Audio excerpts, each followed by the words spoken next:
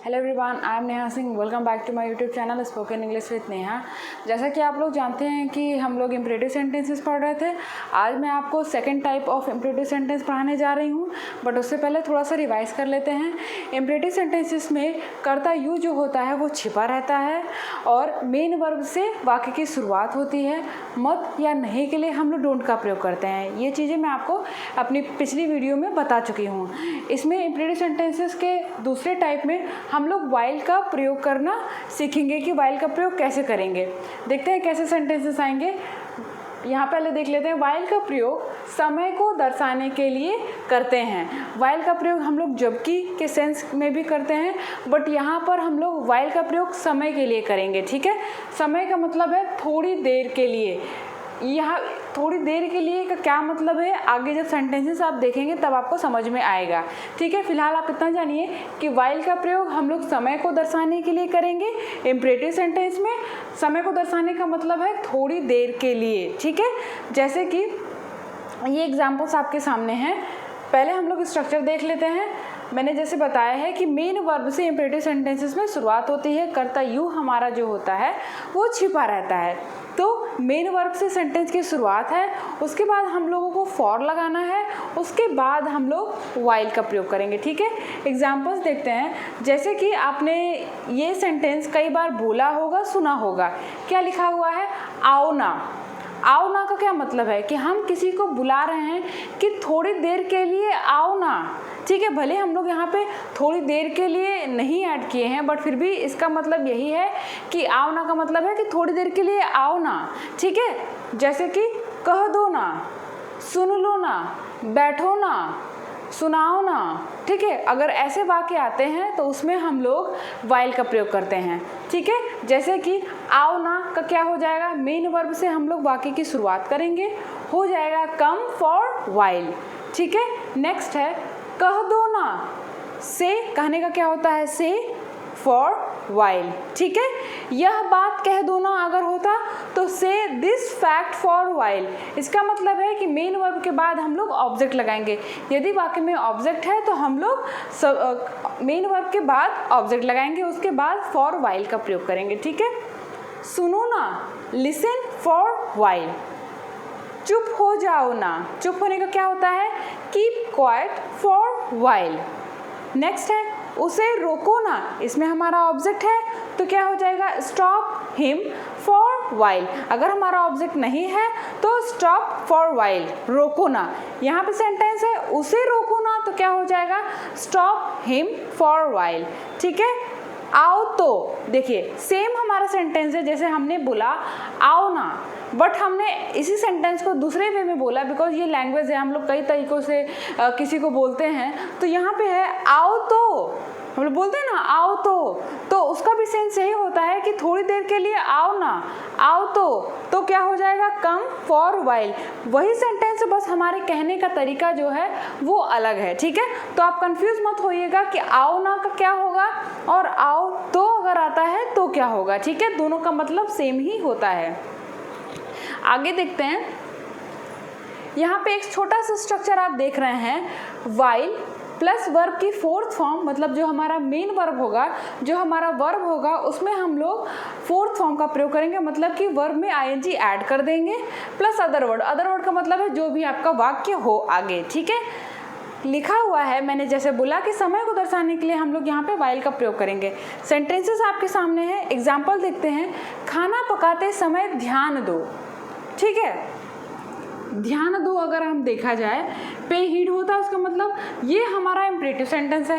Exactly खाना पकाते समय वाइल, पकाते समय मतलब खाना पकाते समय, समय को ही बता रहा है कि जब आप खाना पका रहे हो तो उस समय सेंटेंस हमारा बनेगा वाइल खाना पकाते समय, वाइल कुकिंग फूड। यहाँ पे मिस हो गया, वाइल कुकिंग फूड, या फिर वाइल कुकिंग भी आप ऐड कर सकते हैं, फूड लगाने की ज़रूरत नहीं है। वाइल कुकिंग पे हीड, खाना पकाते समय ध्यान दो। ध्यान देने का होता है पे हीड। हमारे स्ट्रक्चर के अकॉर्डिंग पूरा सेंटेंस बन के आएगा। वाइल वर्ब की fourth form, cooking other word का मतलब है जो भी आपका आगे सेंटेंस हो। ध्यान दो हमारा सेंटेंस है, ध्यान दो सेंटेंस हमारा इम्परेटिव सेंटेंसेस में ही आता है। ध्यान देने का होता है पे हीड। ठीक है। अगर होता खाना पकाते समय मेरी बात पर ध्यान दो, तो हमारा सेंटेंस होता व्हाइल कुकिंग फूड पे हीड ऑन माई फैक्ट। ठीक है, ऑब्जेक्ट हमारा आगे ऐड हो जाता। आगे सेंटेंस देखते हैं, अंग्रेजी बोलते समय डरो मत। अगेन समय को बता रहा है कि अंग्रेजी बोलते समय कोई भी क्रिया हो, क्रिया के साथ हम समय को ऐड कर देंगे। वैसे वाक्य को बनाने के लिए हमें वाइल का प्रयोग करना रहता है। तो क्या हो जाएगा, वाइल स्पीकिंग इंग्लिश, अंग्रेजी बोलते समय। वाइल स्पीकिंग, स्पीकिंग का मतलब होता है बोलना, स्पीक का मतलब होता है बोलना, स्पीक का फोर्थ फॉर्म क्या होता है, speaking. While speaking English don't afraid, डरो मत। इंप्रेटिव सेंटेंस है हमारा, मत या नहीं के लिए हम लोग डोंट का प्रयोग करते हैं। डोंट अफ्रेड, डरने का क्या होता है, अफ्रेड। हमारा सेंटेंस बन गया while speaking English don't afraid. Next है, खाना खाते समय हाथ धुल लो। ठीक है, खाना खाते समय while eating food wash hands.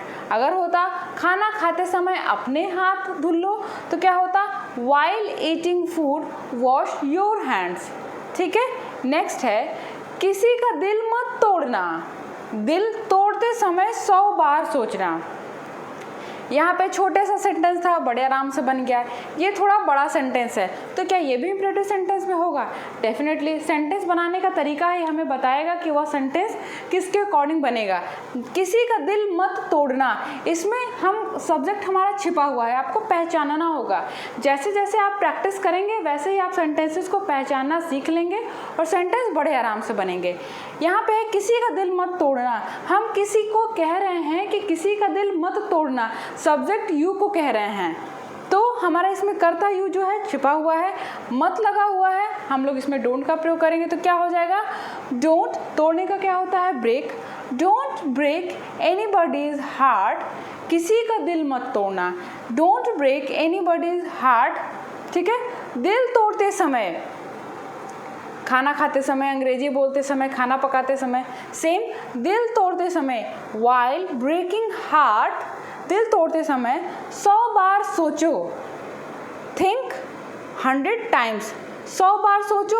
ये भी हमारा इंप्रेटिव सेंटेंस में आएगा। अलग अलग देखा जाए तो 100 बार सोचो, अगर हम सिर्फ इतना देखें 100 बार सोचो, अगर मैंने किसी को बोला 100 बार सोचो, तो सेंटेंस की शुरुआत हमारी मेन वर्ड से होगी। तो क्या हो जाएगा, थिंक 100 टाइम्स। पूरा सेंटेंस हमारा क्या बन के आया, don't break anybody's heart, while breaking heart, think 100 times. ठीक है, बड़ा सेंटेंस था, बट अगर आपको रूल्स पता है तो बहुत आसानी से बनेगा। ठीक है। नेक्स्ट देखते हैं, खाते समय बोलो मत, while eating don't speak.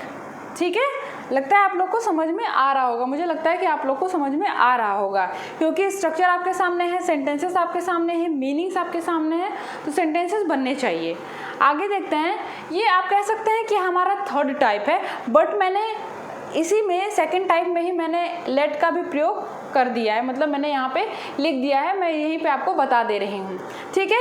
इंप्रेटिव sentences में लेट का भी प्रयोग होता है। जब आप किसी को कहते हैं उसे जाने दो, खाने दो, पीने दो, सोने दो, जब आप किसी काम को कर लेने दो के सेंस में कहते हैं कि उसे यह काम कर लेने दो, कोई भी काम करने के सेंस में होता है कि आप किसी को छूट देना है कि यार कर लेने दो, तो उसमें हम लोग लेट का प्रयोग करते हैं। ऐसे सेंटेंसेस आएंगे, उसे जाने दो, राकेश को अंग्रेजी सीख लेने दो, मुझे बोलने दो, उसे चुप रहने दो, संजना को खाना पकाने दो। ठीक है, इन सब में किसी काम को कर लेने देने की बात हो रही है, तो उसमें हम लोग लेट का प्रयोग करते हैं, बनाते हैं। ये हमारा स्ट्रक्चर है। सबसे पहले हम लोग लेट का प्रयोग करेंगे, उसके बाद हम लोग ऑब्जेक्ट का प्रयोग करेंगे, ऑब्जेक्ट के बाद हम लोग वर्ब की फर्स्ट फॉर्म लिखेंगे, और उसके बाद जो भी आपका सेंटेंस हो आगे आप उसको बना देंगे। जैसे कि उसे जाने दो। ठीक है, सबसे पहले हम लोगों ने लेट का प्रयोग किया, उसे की बात हो रही है, हमारा ऑब्जेक्ट क्या हो जाएगा, हिम। लेट हिम, जाने देने का क्या होता है, गो। उसे जाने दो, तो पूरा सेंटेंस हमारा बन के आ गया, लेट हिम गो। ठीक है। नेक्स्ट है, राकेश को अंग्रेजी सीख लेने दो, let Rakesh learn English. Let Rakesh को, राकेश हमारा ऑब्जेक्ट है, लेट राकेश वर्ब की फर्स्ट फॉर्म, लर्न इंग्लिश। ठीक है। नेक्स्ट है, छोड़ो जाने दो, छोड़ो जाने दो, लेट जहाँ पे हमारा सब्जेक्ट नहीं होता है, ऑब्जेक्ट नहीं होता है, तो वहाँ पे हम इट का प्रयोग कर सकते हैं, लेट इट लीव, या फिर छोड़ो जाने दो का होता है लेट इट लीव, बनेगा ऐसे लेट इट लीव, ठीक है, लेट इट लीव। नेक्स्ट है उसे ऐसा मत करने दो, उसे ऐसा मत करने दो, डोंट, जब भी मत या नहीं आ जाता है लेट वाले वाक्यों में तो आप लेट के पहले डोंट का प्रयोग कर देंगे। हमारा सेंटेंस बन के आया उसे ऐसा मत करने दो, तो क्या हो जाएगा, don't let him do this, sorry, don't let him do like this, ऐसा, don't let him do like this, ठीक है। नेक्स्ट है आओ चलें, जब हम किसी को बोलते हैं आओ चलें खेलें, आओ चलो सोते हैं, आओ चलो पढ़ते हैं, चलो मूवी देखा जाए, चलो गाना गाया जाए, चलो खाना खाने चला जाए, तो जब ऐसे वाक्य आते हैं तो हम लेट अस का प्रयोग करते हैं, क्योंकि हम अकेले की बात नहीं कर रहे हैं, हम एक या एक दो से अधिक लोगों की बात कर रहे हैं कि यार हम लोग चलो यह काम किया जाए, तो ऐसे वाक्यों को बनाने के लिए हम लोग लेट अस का प्रयोग करते हैं, ठीक है। स्ट्रक्चर हमारा सेम रहेगा, जो ऑब्जेक्ट है वो अस हो जाता है, ठीक है। तो क्या हो जाएगा, आओ चलें, लेट अस गो, क्योंकि हम अकेले की बात नहीं कर रहे हैं, हम शायद 2-3 लोग हैं, हम सबकी बात कर रहे हैं कि चलो हम सब लोग चलते हैं, तो आओ चलें का क्या हो जाएगा, लेट अस गो। नेक्स्ट है चलो फिल्म देखा जाए, let us watch movie, let us verb की first form watch movie, let us watch movie, ठीक है। ये हमारे कुछ सेंटेंसेस थे जो इम्परेटिव सेंटेंसेस के अकॉर्डिंग आते हैं। आपको कुछ सेंटेंसेस अपने से भी प्रैक्टिस करने होंगे, तभी जाकर के इम्परेटिव सेंटेंस का कॉन्सेप्ट आपका क्लियर होगा, ठीक है। तो अब आपको इस पर प्रैक्टिस करनी है। यहाँ पे जगह नहीं बची थी, इसीलिए मैंने आज आपको कोई भी वोकैब नहीं दिया है। इसका मतलब ये नहीं है कि आप खुद से वोकैब नहीं लर्न करेंगे, आपको खुद से भी वोकैब्स कुछ लर्न करनी होगी। तो हम लोग मिलेंगे नेक्स्ट वीडियो में, तब तक यदि आप मेरे चैनल पे नए हैं तो मेरे चैनल को सब्सक्राइब कीजिएगा, और अगर आपको मेरी वीडियो अच्छी लगती है तो मेरी वीडियो को लाइक कीजिएगा और मेरी वीडियो को शेयर कीजिएगा। मिलते हैं अगली वीडियो में, keep practicing, thanks for watching.